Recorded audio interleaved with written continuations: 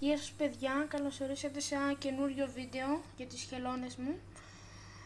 Όπως βλέπετε τους έχω πάρει ένα καινούριο ενιδρίο πιο μεγάλο. Τους έχω βάλει αυτό το κούτσουρο εδώ πέρα έτσι και για να σκαρφαλούν επάνω.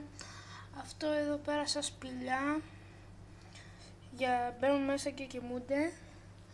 Αυτό το διακοσμητικό, αλλά παίζουν χελώνες με αυτό. Όπως βλέπετε το άσπρο εδώ πέρα και εδώ, αυτό είναι ένα φάρμακο για λιώνει μέσα στο νερό και κάνει το καβούκι της χελώνας πιο δυνατό. Ήθελα να σας δείξω, εδώ πέρα έχουμε τις χελώνες μας. Εδώ είναι η αρσενικιά χελώνα από το πρώτο βίντεο. Δείτε πως είναι η αρσενικιά, κίτρινη, έτσι. Και χθες πήρα τη θηλυκιά, είναι λίγο πιο μικρή.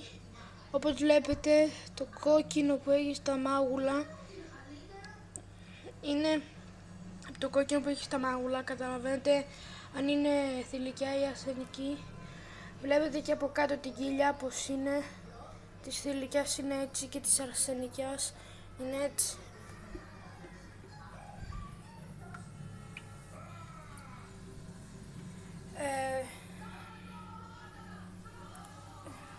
Αυτό ήταν το βίντεο. Κάντε like και subscribe για περισσότερα βίντεο.